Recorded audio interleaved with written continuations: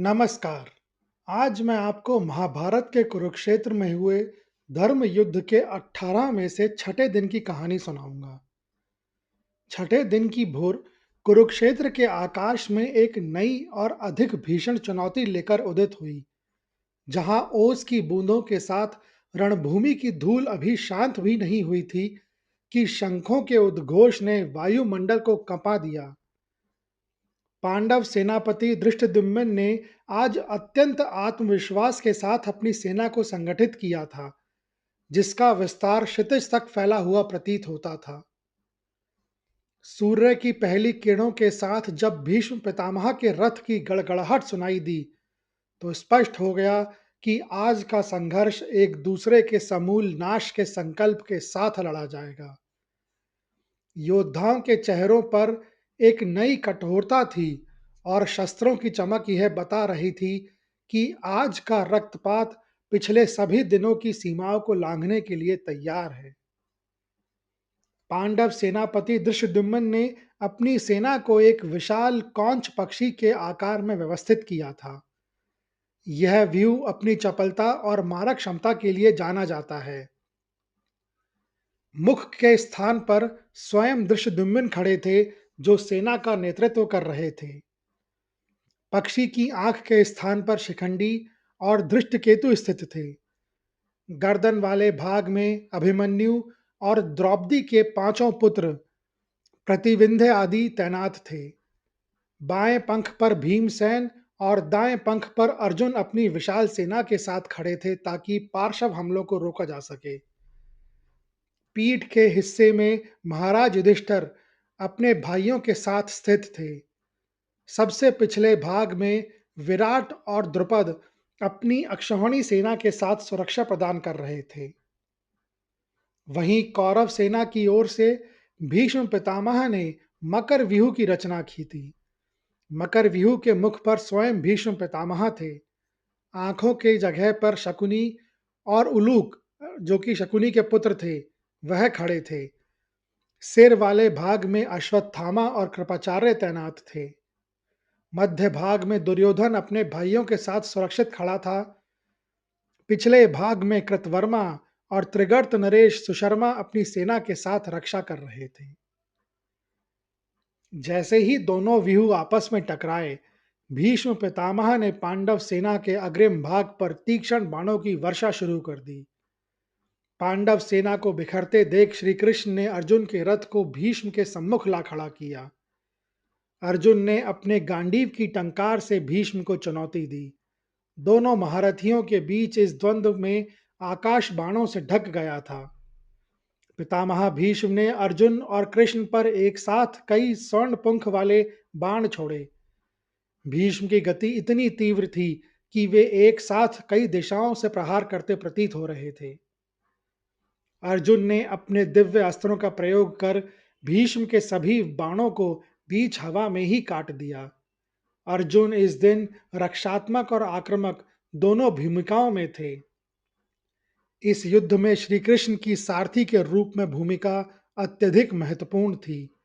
भीष्म के बाणों से बचने के लिए उन्होंने रथ को इतनी कुशलता और वेग से घुमाया कि भीष्म के कई घातक प्रहार खाली चले गए। इसी बीच भीमसेन अपनी गदा और धनुष लेकर कौरव सेना के मध्य भाग की ओर बढ़े, जहां दुर्योधन खड़ा हुआ था। दुर्योधन, जो पहले से ही पांडवों की रणनीति से चिढ़ा हुआ था, अपने रथ पर सवार होकर भीम को रोकने के लिए आगे आया। दोनों ने एक दूसरे को देखते ही सिंहनाद किया। दोनों के बीच तीखी बाण युद्ध हुआ। दुर्योधन ने भीम पर अत्यंत तीखे और विषैले बाणों का प्रहार किया, जिससे भीम का शरीर कहीं कहीं से भिंद गया। भीम ने पलटवार करते हुए दुर्योधन के धनुष को काट दिया और उसके ध्वज को रथ से गिरा दिया। दुर्योधन ने तुरंत दूसरा धनुष उठाकर भीम के सारथी को घायल कर दिया, जिससे भीम का क्रोध सातवें आसमान पर पहुंच गया। भीम ने एक अत्यंत शक्तिशाली बाण छोड़कर दुर्योधन के सारथी को मार गिराया। सारथी के गिरते ही दुर्योधन के रथ के घोड़े अनियंत्रित हो गए और रथ को रणभूमि के से दूर ले जाने लगे। अपनी सेना के सामने इस प्रकार पीछे हटना दुर्योधन के लिए बड़े अपमान की बात थी। जब दुर्योधन का रथ वापस आया तो भीम ने उसके घोड़ों को भी मार दिया। अब दुर्योधन रथहीन हो गया था। दुर्योधन को संकट में देख उसके भाई उसे बचाने के लिए दौड़े। इसी समय भीम अपने रथ से नीचे कूद गए। अपनी गदा हाथ में लेकर वे पैदल ही कौरव सैनिकों की भीड़ के बीच घुस गए। उन्होंने दुर्योधन के कई सैनिकों और हाथियों को कुचल डाला। दुर्योधन इस दृश्य को देखकर व्याकुल हो उठा, क्योंकि वह चाहकर भी भीम की उस गति और शक्ति का सामना नहीं कर पा रहा था। जब कौरव योद्धाओं ने भीम को चारों ओर से घेर लिया, तब पांडव सेनापति धृष्टद्युम्न वहां पहुंचे। उन्होंने भीम को अपने रथ पे बैठने के लिए कहा, लेकिन भीम युद्ध के उन्माद में थे। अंततः धृष्टद्युम्न ने भीम को सुरक्षा प्रदान की। तभी द्रौपदी के पांचों पुत्र प्रतिविंध्य, सुतसोम, श्रुतकर्मा, शतानीक और श्रुतसेन ने अपनी बाणों की वर्षा से भीम के चारों ओर एक सुरक्षा घेरा बनाया, ताकि कौरव सैनिक उस पर सामूहिक हमला ना कर सके। अंततः दुर्योधन को पीछे हटना ही पड़ा। छठे दिन के युद्ध में द्रौपदी के पांचों पुत्रों ने अपनी वीरता का अद्भुत परिचय दिया था। उन्होंने कौरव सेना के महारथियों को कड़ी टक्कर दी थी। युद्ध के प्रारंभ में ही द्रौपदी के पुत्रों का सामना दुर्योधन के भाइयों और अन्य कौरव राजकुमारों से हुआ। पांचों भाई एक संगठित इकाई की तरह युद्ध कर रहे थे और कौरव सेना की अग्रिम पंक्ति को उन्होंने अपने युद्ध कौशल से विचलित कर दिया था। सहदेव के पुत्र श्रुतकर्मा का सामना दुर्योधन के न्यायप्रिय भाई विकर्ण से हुआ। यह युद्ध अत्यंत भीषण था। विकर्ण एक कुशल धनुर्धर थे, लेकिन श्रुतकर्मा ने उनके द्वारा छोड़े गए बाणों को हवा में ही काट दिया और उन पर जवाबी हमला कर उन्हें पीछे हटने पर मजबूर कर दिया। युधिष्ठिर के पुत्र प्रतिविंध्य ने व्यूह के मुख की रक्षा करते हुए कौरव सेना के कई रथियों को परास्त किया। उन्होंने द्रोणाचार्य के पुत्र अश्वत्थामा के रथ को रोकने का प्रयास किया, जिससे कौरव सेना में खलबली मच गई। पास ही धृष्टद्युम्न सीधे आचार्य द्रोण की ओर लपके। धृष्टद्युम्न को अपनी ओर आता देख द्रोणाचार्य ने उन पर तीखे बाणों की बौछार कर दी। आचार्य द्रोण जानते थे कि यह कुमार उनका काल बनने के लिए ही जन्मा है, इसलिए उन्होंने अत्यंत आक्रामक रुख अपनाया। दोनों योद्धाओं ने एक दूसरे के अस्त्रों को हवा में ही काटते हुए अपनी श्रेष्ठता सिद्ध करने का प्रयास किया। आचार्य ने धृष्टद्युम्न के साथ के रथ के घोड़ों को घायल कर दिया और उनके धनुष की प्रत्यंचा को काट दिया। द्रोणाचार्य के बाणों की गति इतनी तीव्र थी कि धृष्टद्युम्न को संभलने का अवसर ही नहीं मिल रहा था।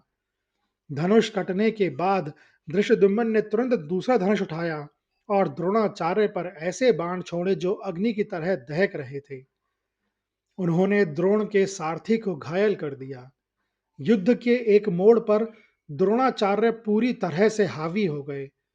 उन्होंने धृष्टद्युम्न के रथ के पहियों को काट दिया और उनके ध्वज को गिरा दिया। धृष्टद्युम्न रथहीन होकर संकट में पड़ गए थे। आचार्य द्रोण ने एक ऐसा बाण निकाला जो धृष्टद्युम्न के प्राण लेने के लिए पर्याप्त था। जब धृष्टद्युम्न संकट में थे, तब भीमसेन और पांडवों के पांचों पुत्र द्रौपदी वहां पहुंचे। द्रौपदी के पांचों पुत्रों ने यह सुनिश्चित किया कि कोई भी कौरव योद्धा धृष्टद्युम्न को पीछे से ना घेर सके। उन्होंने अपने बाणों की वर्षा से द्रोणाचार्य का ध्यान भटका दिया। इसी बीच धृष्टद्युम्न एक दूसरे रथ पर सवार हुए और फिर से द्रोणाचार्य को चुनौती देने उनके सामने सम्मुख आए। यह युद्ध काफी समय तक चला, लेकिन कोई भी एक दूसरे को निर्णायक रूप से परास्त नहीं कर सका। द्रोणाचार्य की उम्र और अनुभव धृष्टद्युम्न के युवा उत्साह पर भारी पड़ रहे थे, लेकिन धृष्टद्युम्न का कौशल और पांडव योद्धाओं के साथ उन्हें पीछे हटने नहीं दे रहा था। अंततः जब भीम ने कौरव सेना में तबाही मचाना शुरू कर दिया, तो द्रोणाचार्य को अपनी सेना की रक्षा के लिए धृष्टद्युम्न के साथ युद्ध को बीच में ही छोड़ना पड़ा। छठवें दिन नकुल का सामना दुशासन से हुआ। नकुल, जिन्हें उनके रूप और तलवारबाजी के लिए जाना जाता है, उस दिन एक अलग ही क्रोध में थे। वह केवल दो महारथियों का द्वंद्व नहीं था, बल्कि पांडवों के उस अपमान का प्रतिशोध था जो द्रौपदी के चीरहरण के समय दुशासन ने किया था। दुर्योधन का भाई भाई दुशासन अपनी विशाल सेना के साथ पांडवों के क्रौच व्यूह के एक हिस्से को तोड़ने का प्रयास कर रहा था। नकुल ने अपनी सेना को पीछे रहने का आदेश दिया और स्वयं दुशासन के रथ की ओर बढ़े। शुरू में दोनों के बीच सघन बाण युद्ध हुआ। दुशासन ने नकुल पर 10 अत्यंत तीक्ष्ण बाण छोड़े, जिससे नकुल का कवच खंडित हो गया। दुशासन अट्टहास करते हुए नकुल को उकसाने का प्रयास कर रहा था, परंतु नकुल ने बिना विचलित हुए दुशासन के धनुष को एक ही बाण से काट दिया। इसके तुरंत बाद उन्होंने 3 बाणों से दुशासन के सारथी को घायल कर दिया और उसके रथ की ध्वजा को नीचे गिरा दिया। नकुल अपनी चपलता के लिए प्रसिद्ध थे। जब दुशासन ने दूसरा धनुष उठाकर उन पर प्रहार किया, तो नकुल ने अपने बाणों से हवा में ही दुशासन के बाणों के टुकड़े टुकड़े कर दिए। नकुल ने दुशासन के माथे पर एक ऐसा बाण मारा जिससे वह मूर्छित होकर रथ के पिछले हिस्से में गिर पड़ा। दुशासन को लहूलुहान और मूर्छित देखकर उसके सारथी ने स्थिति को भांप लिया। उसे भय था कि यदि नकुल ने अगला प्रहार किया तो दुशासन के प्राण संकट में पड़ सकते हैं। सारथी ने तुरंत घोड़ों को घुमाया और दुशासन को युद्ध भूमि के दूर सुरक्षित स्थान पर ले गया। पांडवों के क्रौंच व्यूह के मध्य भाग की रक्षा करते हुए सहदेव का सामना उस दिन कौरवों की ओर से छल और कपट की राजनीति करने वाले शकुनी से हुआ। शकुनी उस समय अपनी गांधार सेना के साथ पांडव सेना के पार्श्व भाग पर हमला करने का प्रयास कर रहा था। युद्ध की शुरुआत में शकुनी ने अपनी विशिष्ट शैली में सहदेव पर कई तीखे बाण छोड़े। शकुनी युद्ध में मायावी अस्त्रों और चालाकी का प्रयोग करने के लिए जाना जाता था। उसने सहदेव के रथ को घेरने के लिए अपनी घुड़सवार सेना का उपयोग किया, लेकिन सहदेव, जो त्रिकालदर्शी और शास्त्रों के ज्ञाता थे, उसकी हर चाल को पहले ही भांप रहे थे। सहदेव ने अत्यंत धैर्य का परिचय देते हुए शकुनी के वारों को निष्फल कर दिया। सहदेव ने अपनी शकुनी के वध की प्रतिज्ञा को ध्यान में रखते हुए शकुनी पर जबरदस्त प्रहार किए। सहदेव ने एक सधे हुए बाण से शकुनी के हाथ से उसका धनुष काट दिया।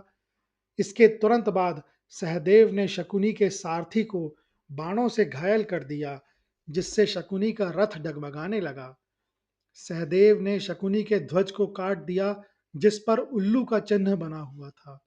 यह शकुनी के लिए एक बड़ा मानसिक आघात था।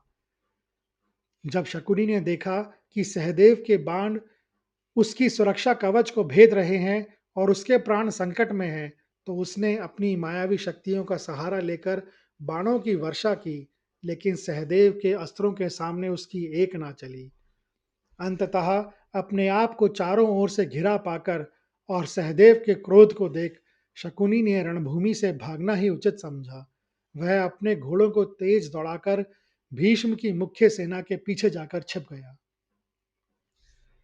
पांडव सेना के क्रौंच व्यूह के पिछले भाग की रक्षा की जिम्मेदारी राजा द्रुपद और राजा विराट पर थी। जब कौरव सेना ने पीछे से हमला कर व्यूह को तोड़ने की कोशिश की, तब मद्रराज शल्य अपने शक्तिशाली रथ पर सवार होकर आगे बढ़े। उन्हें रोकने के लिए राजा द्रुपद सामने आए। दोनों योद्धा युद्ध कला में अत्यंत निपुण थे। शल्य ने अपनी फुर्ती दिखाते हुए द्रुपद पर 70 बाण छोड़े। शल्य के बाणों की मार इतनी सटीक थी कि द्रुपद का रथ पूरी तरह बाणों से ढक गया। पांचाल नरेश द्रुपद ने विचलित हुए बिना एक अत्यंत पैना बाण चलाया, जिसने शल्य के धनुष के 2 टुकड़े कर दिए। इसके तुरंत बाद द्रुपद ने शल्य के कवच पर प्रहार किया, जिससे शल्य को गहरी चोट लगी। धनुष कटने के बाद शल्य ने तुरंत दूसरा धनुष उठाया और द्रुपद के रथों के घोड़ों को घायल कर दिया। जवाब में द्रुपद ने शल्य के सारथी पर हमला किया। दोनों ही योद्धा एक दूसरे की सैन्य विद्या और अनुभव की मन ही मन सराहना कर रहे थे। कुछ समय के लिए ऐसा लगा कि यह युद्ध बराबरी पर समाप्त होगा, क्योंकि कोई भी एक दूसरे को निर्णायक चोट पहुंचाने में सफल नहीं हो पा रहा था। युद्ध के बीच में ही द्रोणाचार्य ने शल्य की सहायता के लिए अपने बाणों की वर्षा शुरू कर दी। क्योंकि द्रोणाचार्य और द्रुपद के बीच पुरानी शत्रुता थी, इसलिए द्रोण के हस्तक्षेप ने युद्ध को और अधिक हिंसक बना दिया। द्रुपद को अब एक साथ दो महारथियों का सामना करना पड़ रहा था। द्रुपद ने अपनी वीरता का परिचय देते हुए द्रोण और शल्य दोनों को कुछ समय के लिए उलझाए रखा। अंततः पांडव सेना की दूसरी टुकड़ी धृष्टद्युम्न के नेतृत्व में वहां आ पहुंची और युद्ध का ध्यान दूसरी ओर मुड़ गया। शल्य और द्रुपद का यह द्वंद्व बिना किसी की मृत्यु या हार के समाप्त हुआ। कुछ ही पलों पश्चात सूर्यास्त हो गया और उस दिन का युद्ध समाप्त हो गया। पिछले 2 दिनों का युद्ध पांडवों की रणनीतिक श्रेष्ठता को दर्शाता है। अब अर्जुन दिन भर पितामह भीष्म को उलझाए रखते थे, जिससे वह पांडव सेना को निर्णायक नुकसान नहीं पहुंचा पा रहे, और भीम पांडवों के सबसे प्रमुख योद्धा बन कौरव सेना का विनाशकारी दमन कर रहे थे। छठे दिन का भीषण युद्ध समाप्त होने के बाद दुर्योधन अत्यंत हताश और क्रोधित था। वह रात के सन्नाटे में पितामह भीष्म के शिविर में पहुंचा। दुर्योधन को देखकर भीष्म उसकी मानसिक स्थिति समझ गए। दुर्योधन ने फिर वही अपना पुराना विलाप शुरू किया कि पितामह और द्रोणाचार्य पांडवों के प्रति मोह के कारण अपनी पूरी शक्ति से नहीं लड़ रहे हैं। तब भीष्म पितामह ने उसे जो समझाया वह छठे दिन की घटनाओं का एक गहरा निचोड़ था। भीष्म ने दुर्योधन की आंखों में आंखें डालकर कहा, हे दुर्योधन, तुम सेना की संख्या और शस्त्रों पर गर्व कर रहे हो, लेकिन तुम यह भूल जाते हो कि पांडवों के पक्ष में स्वयं धर्म है। जहां धर्म होता है, वहां मानसिक दृढ़ता और विजय का संकल्प अटूट होता है। आज भीम ने जो पराक्रम दिखाया है, वह केवल शारीरिक बल नहीं, बल्कि उसके भीतर का न्यायपूर्ण प्रतिशोध था। पितामह भीष्म ने स्पष्ट किया कि पांडवों की वास्तविक शक्ति अर्जुन के गांडीव या भीम के गदा में नहीं, अपितु श्री कृष्ण की नीति और नेतृत्व में है। उन्होंने दुर्योधन को चेतावनी दी, जब तक श्री कृष्ण अर्जुन के रथ पर सारथी बनकर विराजमान है, तब तक पांडवों के व्यूह को अभेद मानना ही बुद्धिमानी है। छठे दिन श्री कृष्ण ने जिस प्रकार अर्जुन को भीष्म के प्रहारों से बचाया, वह उनकी अद्वितीय युद्ध कला का प्रमाण था। दिन की समाप्ति पर पांडवों के शिविर का वातावरण उत्साह, रणनीतिक चर्चा और अपनों के प्रति चिंता का एक मिला जुला भाव था। छठे दिन के नायक निर्विवाद रूप से भीम थे। जब वह धूल और शत्रुओं के रक्त से लथपथ शिविर में लौटे, तो उनका स्वागत एक विजेता की तरह हुआ। भीम के शरीर पर बाणों के घाव थे। कुशल वैद्यों ने उनके शरीर से बाण निकाले और औषधियों का लेप लगाया। युधिष्ठिर ने भीम को गले लगाया और उनकी वीरता की प्रशंसा की। अर्जुन और श्री कृष्ण भीम के साहस को देखकर मुस्कुरा रहे थे, क्योंकि भीम की आक्रामकता ने कौरव सेना का मनोबल तोड़ दिया था। मुख्य शिविर में श्री कृष्ण, अर्जुन और धृष्टद्युम्न एक मानचित्र के चारों ओर इकट्ठे हुए। वे इस बात पर चर्चा कर रहे थे कि भीष्म पितामह अभी भी एक बड़ी बाधा बने हुए हैं। श्री कृष्ण ने धृष्टद्युम्न की प्रशंसा की कि उनके क्रौंच व्यूह ने उम्मीद से बेहतर काम किया और कौरवों के मकर व्यूह को बीच से तोड़ दिया। 7वें दिन के लिए कई योजनाओं पर विचार शुरू हो चुका था, लेकिन उन्हें पता था कि दुर्योधन अब पितामह भीष्म को और अधिक आक्रामक होने के लिए उकसाएगा। सूर्यास्त के बाद हस्तिनापुर के महल का वातावरण अत्यंत भारी, विषादपूर्ण और तनाव से भरा था। यद्यपि वह रणभूमि से दूर था, लेकिन संजय की दिव्य दृष्टि के माध्यम से महल के भीतर युद्ध का हर क्षण जीवंत हो रहा था। महाराज धृतराष्ट्र संजय के पास बैठकर एक एक विवरण सुनते थे। जैसे ही संजय ने छठे दिन भीम के रौद्र रूप और दुर्योधन के भाइयों की दुर्दशा का वर्णन किया, धृतराष्ट्र कांप उठे। उनके मन में अपने पुत्रों के प्रति मोह और पांडवों की अजय शक्ति के डर के बीच द्वंद्व चल रहा था। वे बार बार संजय से पूछ रहे थे, क्या मेरा कोई पुत्र भीम के क्रोध से बच पाएगा? उनकी चिंता अब जीत की नहीं, बल्कि अपने वंश के अस्तित्व की थी। रानी गांधारी अपनी आंखों पर बंधी पट्टी के पीछे गहरे शोक में डूबी हुई थी। उन्हें कुल के विनाश का आभास हो रहा था। महल के गलियारों में सन्नाटा था। वे निरंतर कुलदेवी की प्रार्थना कर रही थी, लेकिन उनके मन में दुर्योधन की जिद के प्रति एक अनकही पीड़ा भी थी। हस्तिनापुर की प्रजा और महल के रक्षकों के बीच यह चर्चा आम थी कि पांडवों का पक्ष भारी पड़ रहा है। मंदिरों में शाम की आरती के समय वह उत्साह नहीं था जो पहले हुआ करता था। चारों ओर एक ऐसा सन्नाटा था जो किसी आने वाले भीषण विनाश का संकेत दे रहा था। यह कहानी सुनने के लिए धन्यवाद। युद्ध के 7वें दिन के वृत्तांत के साथ मैं आने वाले शुक्रवार को उपस्थित होऊंगा। अगर आपको यह कहानी अच्छी लगी हो तो कृपया इस वीडियो को ज़्यादा से ज़्यादा लोगों के साथ शेयर करें, लाइक करें व चैनल को सब्सक्राइब करें। कमेंट्स बॉक्स में लिखें जय श्री कृष्ण।